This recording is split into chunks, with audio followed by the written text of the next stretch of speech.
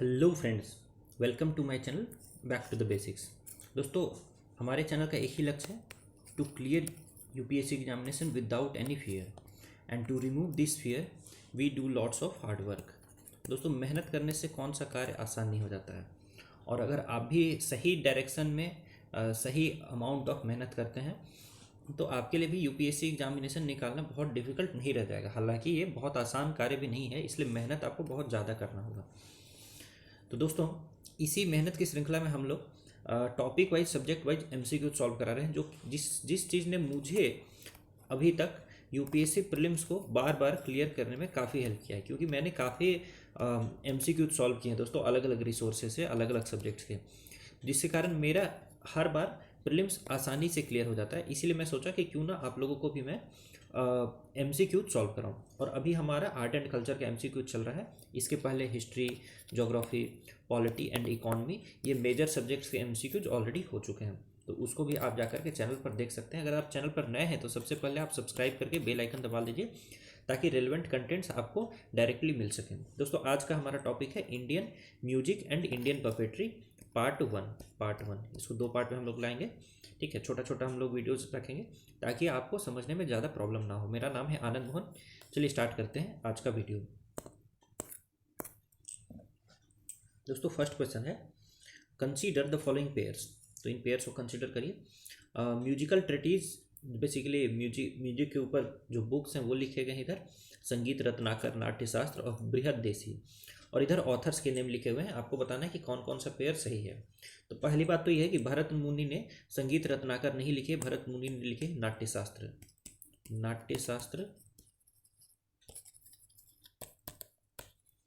भरत मुनि। तो ये बात आपको ध्यान में रखना है कि जो भरत मुनि ने नाट्यशास्त्र लिखी है, तो ये बुक बहुत सारी चीज़ों के ऊपर है। म्यूजिक के ऊपर है, डांस के ऊपर है, ड्रामा के ऊपर है, ठीक है। फिर आपका जो संगीत रत्नाकर नाम की बुक है दोस्तों, संगीत रत्नाकर बुक लिखी है सारंग देव ने। संगीत रत्नाकर लिखी है सारंग देव ने। संगीत रत्नाकर, एकदम मन में बैठाते जाइए, संगीत रत्नाकर सारंग देव, संगीत रत्नाकर सारंग देव। ऐसे 10-20 बार इसको बोल लीजिए ना, कि भले आप भूल भी जाएं, लेकिन अचानक से जब आप ये देखें तो आपको याद है, संगीत रत्नाकर सारंग देव, संगीत रत्नाकर सारंग देव। मेरी बात समझ रहे हैं? संगीत रत्नाकर सारंग देव, ठीक है, संगीत रत्नाकर सारंग देव। और बृहद देसी नामक बुक लिखी है मातंग ने। बृहद देसी नामक बुक लिखी है मातंग ने। तो थर्ड तो करेक्ट है, बट फर्स्ट और सेकंड क्या है आपका इनकरेक्ट है। संगीत रत्नाकर किसने लिखे? सारंग देव ने लिखे। नाट्यशास्त्र भरत मुनि ने लिखे है। और बृहद देसी मातंग ने लिखी है। बृहद देसी मातंग ने लिखी है। इस बात को आपको ध्यान रखना है। अगर इसको क्रोनोलॉजी में अरेंज करना होगा दोस्तों, तो सबसे पहले जो बुक लिखी गई है वो है भरत मुनि के द्वारा नाट्यशास्त्र। फिर जो बुक लिखी गई है वो है मातंग के द्वारा बृहद देशी। और फिर जो बुक लिखी गई है वो है सारंग देव के द्वारा संगीत रत्नाकर, ठीक है। ये आपका 6th to 8th सेंचुरी में लिखी गई है, ठीक है।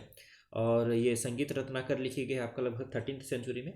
और नाट्यशास्त्र आपकी और भी पहले लिखी गई है, ठीक है। तो ये बात आपको ध्यान में रखना है। तो क्वेश्चन 1 का राइट आंसर क्या हो जाएगा? Option number C, 3 only.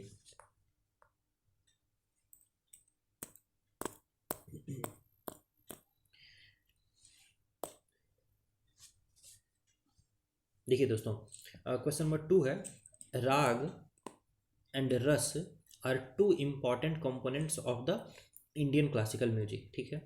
Which of the following best describes the difference between the two, ठीक है। यानी राग और रस के बीच में डिफरेंस कौन बताता है? देखिए, मुझे ये बताने के लिए, जैसे रस के बारे में एग्जांपल देने के लिए मैं आपको बताऊं कि सुषमा स्वराज जी का एक भाषण था, जिसमें कि वो बताती हैं कि जब युद्ध का फाइनल डे होता है राम और रावण के बीच में, ठीक है, तो रावण भी शिव की पूजा करते हैं और राम भी शिव की पूजा करते हैं, ठीक है। लेकिन राम और रावण के जो शिव पूजन है दोनों में अंतर होता है। तो रावण का जो शिव पूजन है दोस्तों वो इस तरह से है कि जटाटवी गलज्ज्वल प्रवाह पावित स्थले गले लंब लंबिताम भुजंग तुंग मालिका, ठीक है। ये है रावण का पूजा। और राम पूजा करते हैं कि नमामि शमी श्याम निर्वाण रूपम। मेरी बात समझ रहे हैं? अब आप खुद समझ सकते हैं कि इन दोनों में रस का अंतर है, ठीक है, रस का अंतर है। तो रस क्या है, कहीं ना कहीं रस है आपका इमोशंस जो निकल कर के आ रहा है, रस क्या है, इमोशंस है, ठीक है।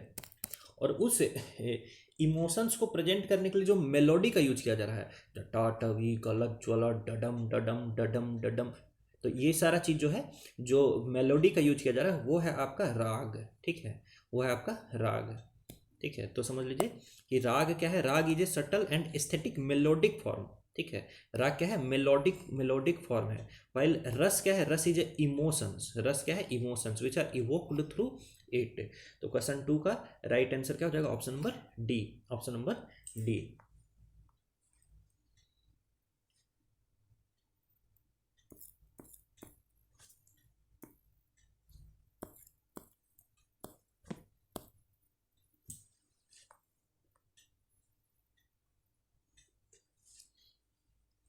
क्वेश्चन 3 देखिए दोस्तों, with reference to the Indian classical music consider the following statements.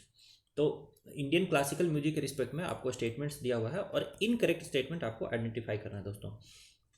पहला देखिए, both the Carnatic and Hindustani styles give principal prominence to the melody, melody यानी राग, अभी मैंने आपको बताया ना राग।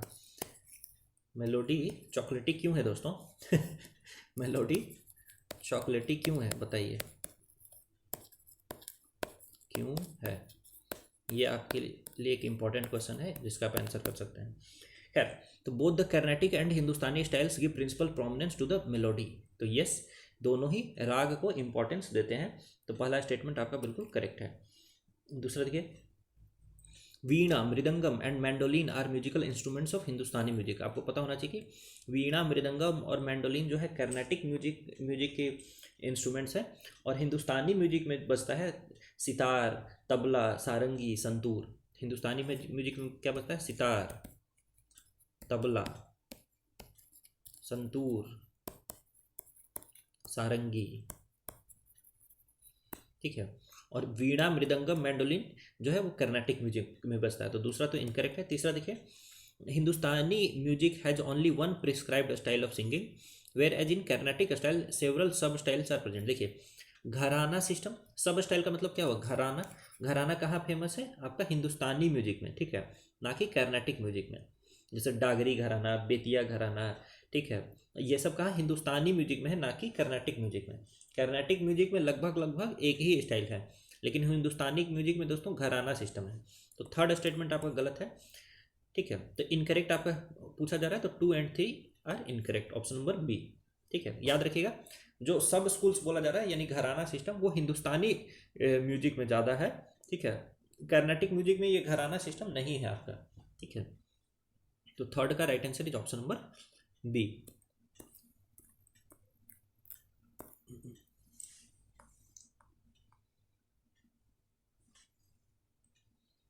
दोस्तों क्वेश्चन नंबर 4 देखते हैं, which of the following given singers are considered as a trinity of Carnatic music.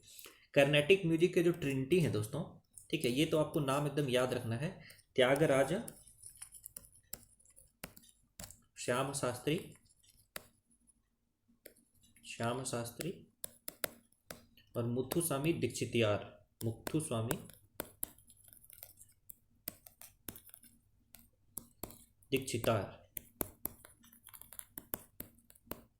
Tyagaraja, Shyama Shastri and Muthuswami Dikshitar are trinity of Carnatic music. Tyagaraja, Shyama Shastri and Muthuswami Dikshitar are trinity of Carnatic music. तो इसका राइट आंसर क्या हो जाएगा, ऑप्शन नंबर सी। इसके अलावा इन 3 नामों के अलावा एक नाम आपको और जानना है, हालांकि मैं अभी बताऊंगा नहीं, बट मैं आपको इतना बता सकता हूँ कि इसमें से ही कहीं पर है, ठीक है ये मैं आपको बताता हूँ। देखिए, उनको बोला था पितामह, कर्नाटिक म्यूजिक के पितामह या फादर ऑफ, फादर कह लीजिए, ग्रैंड फादर कह लीजिए, फादर या grand father of Carnatic music, ठीक है, फादर ऑफ कर्नाटिक म्यूजिक या फिर grand father of Carnatic music, ये भी नाम आपको याद रखना है, ठीक है। उनके बर्थ प्लेस के ऊपर में कंट्रोवर्सी है आपके महाराष्ट्र, कर्नाटका और ये सब स्टेट्स में, मतलब हर एक स्टेट बोलते हैं कि उनका बर्थ प्लेस हमारे स्टेट में है, ठीक है। तो वो कौन है और किस किस स्टेट के बीच में उनके बर्थ प्लेस से रिलेटेड कंट्रोवर्सी है, ये आपको कमेंट में मुझे बताना है। फादर ऑफ या फिर grand father of Carnatic music, Carnatic music के पितामह। इन्हीं ऑप्शंस में से कहीं पर एक है दोस्तों, इन्हीं में से कहीं पर एक है, ये आप देख लीजिए, ठीक है। तो खैर फोर्थ का C is the right answer. Trinity of Carnatic music है त्यागराजा, श्याम शास्त्री और मुथुस्वामी दीक्षितार, ठीक है। और इसके अलावा आपको क्या बताना है कमेंट में कि कौन है कर्नाटिक म्यूजिक के पितामह। आइए दोस्तों क्वेश्चन नंबर 5 देखते हैं। Consider the following pairs regarding folk music of India. तो फोक म्यूजिक ऑफ इंडिया के रिगार्डिंग आपको पेयर्स आइडेंटिफाई करने हैं, ठीक है। जैसे यहाँ पे बाउल है, पांडवानी है, पनिहारी है और लावणी है। तो आपको बताना है इसमें से कितने पेयर्स करेक्टली मैच्ड हैं, ठीक है। तो लावणी तो दोस्तों महाराष्ट्र का ही है, इसमें आपको कोई डाउट नहीं होगा, ठीक है, लावणी। फिर पनिहारी जो है वो कहाँ का है, राजस्थान का ही है। जो महिलाएं पानी लेने के लिए जाती थी, तो दूर दूर पानी लेने के लिए जाना पड़ता था दोस्तों, और ये काम जनरली लेडीज ही करती थी। तो इस कारण से क्या करती थी वो साथ के साथ गाना गाते हुए जाती थी, ठीक है। तो उनका काम भी थोड़ा आसान हो जाता था और मन भी लगा रहता था। तो पनिहारी राजस्थान का है, लावणी महाराष्ट्र का है। पांडवानी दोस्तों, पांडवानी जो है वो हिमाचल प्रदेश का नहीं है, वो बेसिकली छत्तीसगढ़ का है। छत्तीसगढ़ और आसपास के स्टेट्स, जिससे थोड़ा सा हो जाएगा उड़ीसा या may be Andhra, but mainly Chhattisgarh, ये याद रखिएगा। पांडवानी जो सॉन्ग है वो छत्तीसगढ़ का है। ये महाभारत के पांडवों की कहानी है इसमें दोस्तों। फिर देखिए बाउल जो है दोस्तों, बाउल फोक म्यूजिक भी है और एक छोटा सा रिलीजियस सब सेक्ट भी कह लीजिए। ये कहाँ का है, बंगाल का है। Baul is also music, Baul is a music as well as a religious sub sect in Bengal. Baul folk music Bengal, Baul Bengal, Baul Bengal, Pandavani Chhattisgarh. मेरे साथ रिपीट करिए, बाउल बंगाल, बोलिए बाउल बंगाल, फिर बोलिए पांडवानी छत्तीसगढ़। प्लीज़ बोलिए, मुझे सुनाई नहीं दे रहा है बट शायद आप बोल रहे हैं। पांडवानी छत्तीसगढ़, पनिहारी राजस्थान, लावणी महाराष्ट्र, ठीक है। तो फिफ्थ में 2 पेयर करेक्टली मैच्ड हैं, तो option number B is the right answer.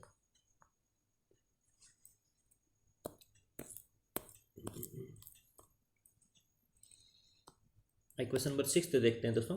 Consider the following statements regarding the Indian puppetry. तो इंडियन पपेट्री के रिगार्डिंग आपको स्टेटमेंट्स दिया हुआ है, तो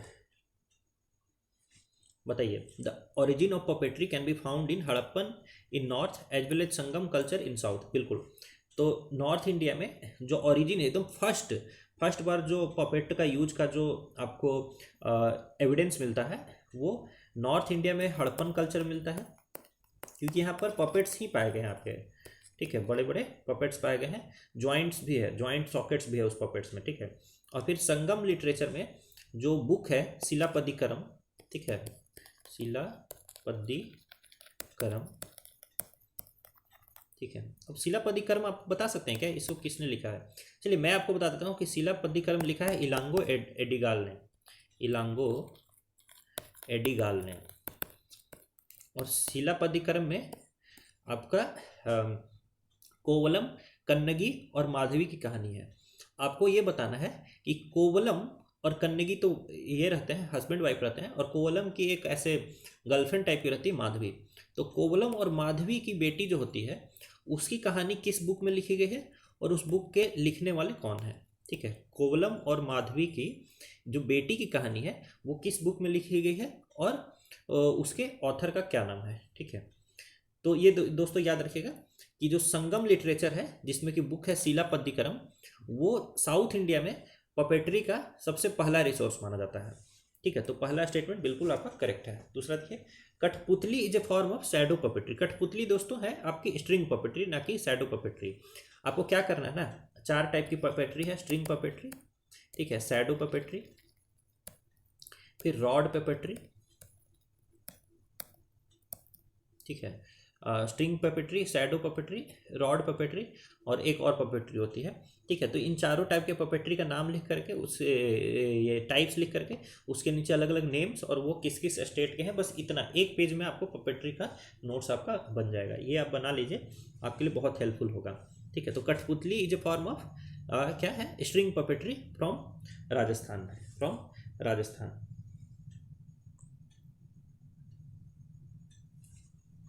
और जो यमपुरी है वो यमपुरी आपका रॉड पपेट्री ही है।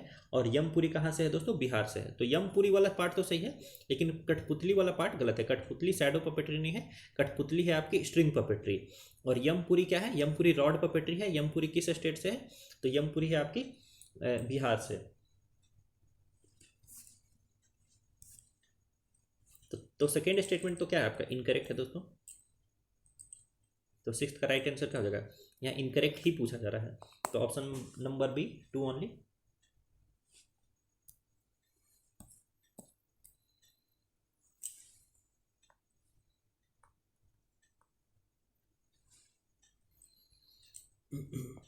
आइए दोस्तों, which of the following are examples of shadow puppets? तो शैडो पपेट्स का इसमें से कौन कौन सा एग्जाम्पल है ये आपको बताना है। देखिए, एक है आपका जैसे है रावण छाया। तो रावण छाया, ये तो नाम से ही पता चल रहा है कि ये शैडो पपेट्री, क्योंकि छाया का मतलब छाया, शैडो को ही हिंदी में छाया बोलते हैं। तो रावण छाया दोस्तों उड़ीसा की शैडो पपेट्री है। Ravana Chhaya is a shadow puppetry from Orissa. ठीक है। फिर दोस्तों जो पावाकुट्टू है ग्लव पपेट्री। मैंने देखिए एक भूल गया था मैं ऊपर, पावाकुट्टू क्या है? ग्लव पपेट्री है। Glove puppetry from Kerala. फिर जो थोलू बोमलट्टा है दोस्तों, देखिए थोलू बोमलट्टा, ये है आपकी shadow puppetry from Andhra. Shadow कहाँ से? आंध्रा से। देखिए मैं आपको एक ऐसे ट्रिक बताता हूँ, जैसे ये थोलू बोमलट्टा है ना, वैसे एक पपेट्री है बोमालट्टम। तो बोमालट्टम जो सिंपल है, एक ही नाम में लिखा हुआ है, वो हमेशा स्ट्रिंग पपेट्री है। मतलब हमेशा नहीं, अगर उसके दो दो वर्जन आ रहा है, जैसे बोमालट्टम भी है और थोलू बोमालट्टा भी है, तो फिर जो बोमालट्टम है वो स्ट्रिंग पपेट्री है। ठीक है। और ये थोलू बोमालट्टा स्ट्रिंग पपेट्री नहीं है, ऐसे आपको याद रखना है। ऐसी गोम्बे एट्टा जो है दोस्तों, वो कर्नाटका की स्ट्रिंग पपेट्री है। ठीक है। और आपको बताना है कि कौन सा दूसरा जो गोम्बे एट्टा है वो दूसरा कौन सा पपेट्री है, ये आपको ध्यान में रखना है। ठीक है। चलिए, तो थोलू बोमलट्टा जो है दोस्तों वो शैडो पपेट्री है आंध्रा की। पुतुल नाच जो है दोस्तों, पुतुल नाच आपकी रॉड पपेट्री है। यह है आपकी बंगाल असम की, बंगाल और असम। पुतुल नाच बंगाल असम, और ये है आपकी रॉड पपेट्री। पुतुल नाच रॉड पपेट्री बंगाल असम। मैंने आपको क्या बोला? सिंगल पेज में एकदम एक सिंगल पेज में आपका ये पूरा नोट्स बन जाएगा। आपको चारों पपेट्री के नाम लिख देने हैं। ठीक है, चारों टाइप के पपेट्री, और नीचे एग्जाम्पल्स लिखते जाइए और उनका स्टेट लिखते जाइए। बस इतना ही में आपका काम हो जाएगा, पपेट्री कंप्लीट। तो खैर सेवेंथ का राइट आंसर क्या हो जाएगा दोस्तों? ये रावण छाया फ्रॉम उड़ीसा और थोलू बोमलट्टा फ्रॉम आंध्रा, क्योंकि पावाकुट्टू क्या है? केरला की ग्लव पपेट्री है, और पुतुल नाच क्या है? वो बंगाल और असम की रॉड पपेट्री है। ठीक है। तो सेवेंथ का राइट आंसर क्या हो जाएगा? 1 and 3 only, option number A.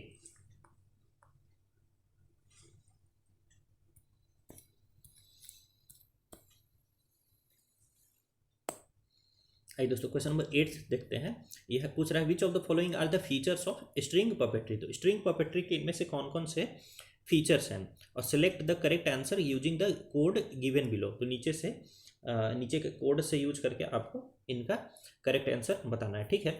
तो ये देखिए, they were placed on A white screen with light falling from behind creating a shadow on the screen. ये देखिए, तो ऐसे ही बता दे रहा है कि ये शैडो पपेट्री से रिलेटेड है, ना कि स्ट्रिंग पपेट्री। तो पहला तो गलत है दोस्तों, पहला गलत है। तो ये कट गया, ये कट गया और ये कट गया। तो राइट आंसर हो गया ऑप्शन नंबर बी। अब हम लोग को ऑप्शन बस पढ़ना है कि बिकॉज हम लोग राइट आंसर ऑलरेडी मार्क कर चुके हैं। फिर देखिए, oil colour is use to paint the wood with skin colour and add other facial features such as eyes, lips, nose etcetera. यानी कि जो स्ट्रिंग पपेट्री में जो पपेट्स बनाते हैं उसको ऑयल कलर से पेंट करके बनाते हैं। ठीक है, बिल्कुल सही बात है। फिर देखिए, small wooden pipes are created with the body to form the limbs. ठीक है। The body is then covered with colourful miniature dresses and stitched. मतलब कि वुडन पाइप से हाथ पैर ये सब बनाते हैं उसका, और फिर उसको कवर कर देते हैं छोटे छोटे कपड़ों से। ठीक है। और उसको पूरा सील देते हैं। तो बस ये भी बिल्कुल करेक्ट है। तो जो पपेट है बिल्कुल ऐसे ही तो बनाते होंगे ना। तो एट्थ का क्या हो जाएगा right answer? Option number B, 2 and 3 only.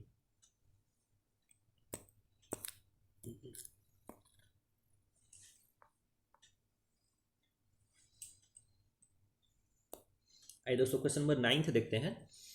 Consider the following statements regarding Dhrupad. जो ध्रुपद है, ध्रुपद क्या है दोस्तों, मैंने आपको क्या बताया था कि ध्रुपद को यूज किया जाता है कथक में।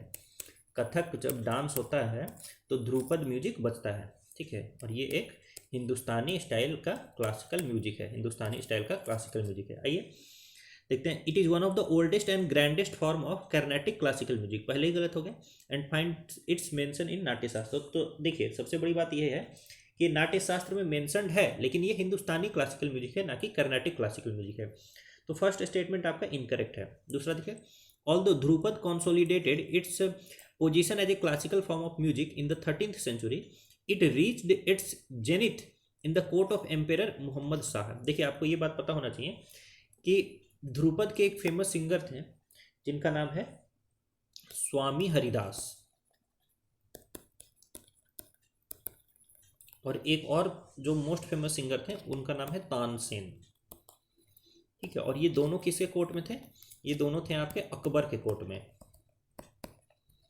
तो ध्रुपद किसके कोर्ट में जेनिथ पर पहुंच गया, किसके टाइम पर जेनिथ पर पहुंच गया, तो वो अकबर के टाइम पर जेनिथ पर पहुंच चुका था Dhrupad. Dhrupad reached it's zenith during emperor Akbar, during emperor Akbar,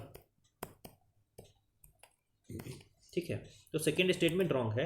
Dhrupad जो है अपने जेनिथ पर पहुंचा ड्यूरिंग एम्पेरर अकबर।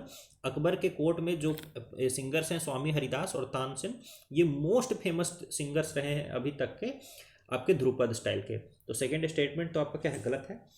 तीसरा देखिए, Dhrupad includes use of Sanskrit syllables and is of temple origin. तो ये बिल्कुल सही है दोस्तों। देखिए नाट्यशास्त्र में भी मेंशन्ड है कहीं ना कहीं, और नाट्यशास्त्र भी एक संस्कृत ग्रंथ है और वहाँ से चीज़ें लेकर के आ रहा है। तो यस, आप कह सकते हैं कि इसमें कुछ संस्कृत सिलेबल्स वगैरह जरूर पाए जाएंगे, ठीक है। और तो थर्ड स्टेटमेंट आपका क्या है, बिल्कुल करेक्ट है, ठीक है। जब ध्रुपद को गाया जाता है दोस्तों तो तानपुरा और पखवाज, ये दोनों इंस्ट्रूमेंट्स को बजाया जाता है, tanpura and pakhawaj, tanpura and pakhawaj dhrupad. Tanpura pakhawaj dhrupad, generally दो सिंगर्स भी होते हैं, जनरली दो सिंगर्स भी होते हैं ध्रुपद को बजाने में, ध्रुपद के गाने में, ठीक है। तो नाइन्थ का राइट आंसर क्या हो जाएगा, option number C 3 only, option number C 3 only.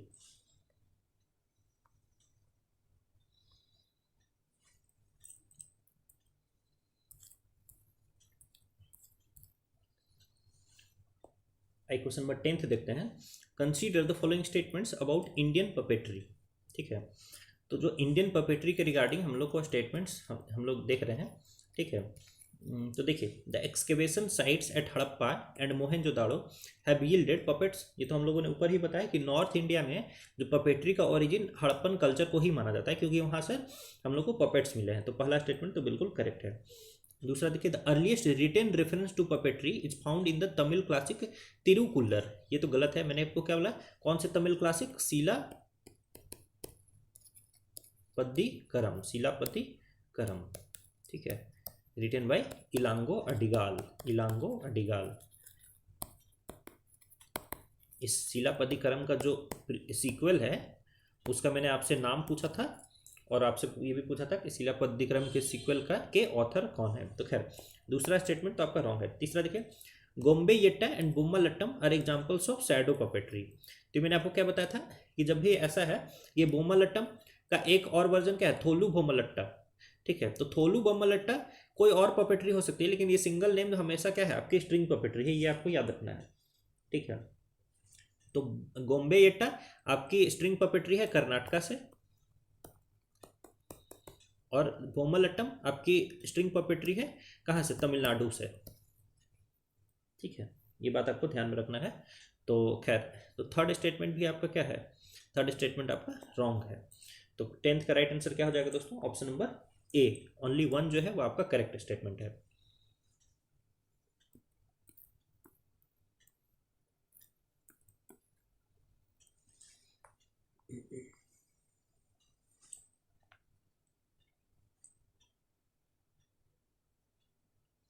ये दोस्तों क्वेश्चन 11th देखते हैं। With reference to puppet forms of India consider the following pairs. तो हम लोग को ये बताना है कि कौन सा पपेट अपने प्रॉपर स्टेट से मैच्ड है। तो कुंडेई दोस्तों, कुंडेई कहीं ना कहीं उड़ीसा का ही पपेट है, ठीक है। और कुंडेई कैसा पपेट्री है, स्ट्रिंग पपेट्री है, ठीक है। Kundhei is string puppetry from Orissa, तो पहला बिल्कुल करेक्ट है। गोम्बेयट्टा कर्नाटक का गोम्बेयट्टा इज फ्रॉम कर्नाटक, और ये भी क्या है, स्ट्रिंग पपेट्री है, तो दूसरा भी करेक्ट है। तीसरा जो है दोस्तों पुतुल नाच, तो पुतुल नाच आपका दोस्तों असम और बंगाल दोनों से है, तो यस असम भी आपका क्या हो जाएगा, करेक्ट हो जाएगा। तो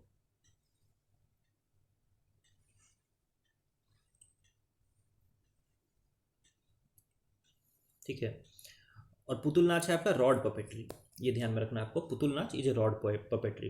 फिर देखिए पावा कुट्टू, पावा कुट्टू केरला का है, और Pava Koothu is a glove puppetry, glove glove puppetry, और पावा कुट्टू केरला का ही है। तो बेसिकली यहाँ पर चारों पेयर्स करेक्टली मैच्ड हैं, तो ऑप्शन नंबर डी हो जाएगा इसका राइट आंसर, 11th का D is the right answer. Putul Nach belongs to both Bengal and Assam, ये बात आपको ध्यान में रखना है। सी बोल रहा है बट ये गलत है, ये हो जाएगा डी, ऑल 4 पेयर्स। पुतुल नाच वेस्ट बंगाल नहीं, मतलब वेस्ट बंगाल और प्लस असम, ठीक है।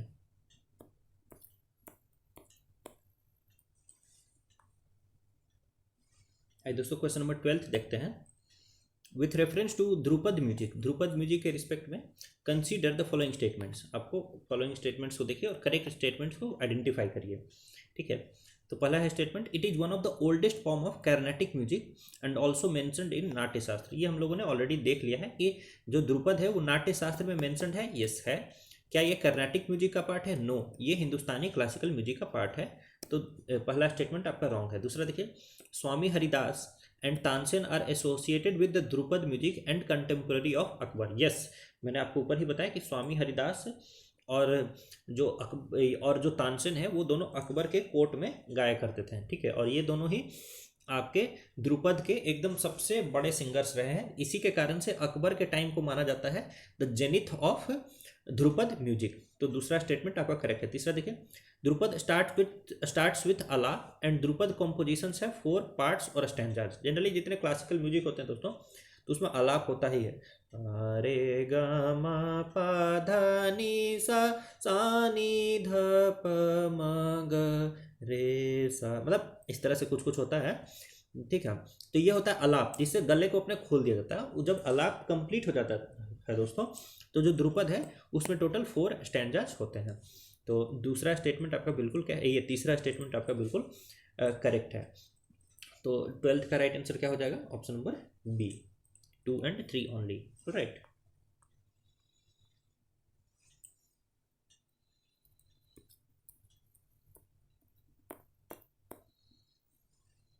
आइए दोस्तों क्वेश्चन नंबर 13 देखते हैं।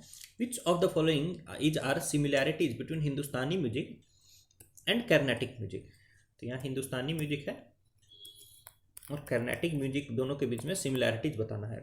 तो पहला बोल रहा है both music originated in the भक्ति मूवमेंट, दोस्तों आपको पता है कि हिंदुस्तानी म्यूजिक तो नाट्य शास्त्र में ही मेंशन्ड है,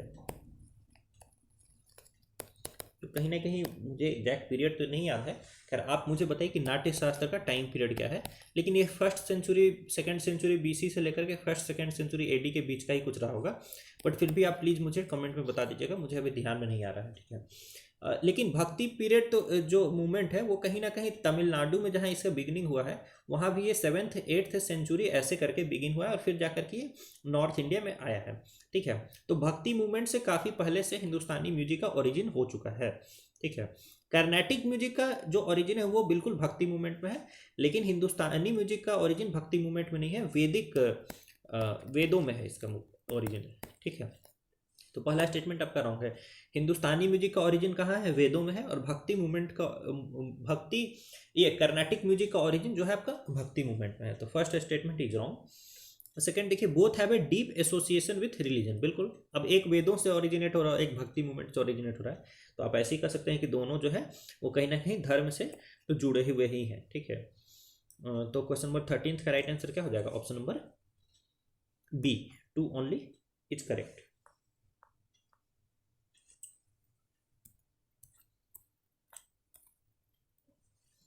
आइए दोस्तों क्वेश्चन नंबर 14 देखते हैं।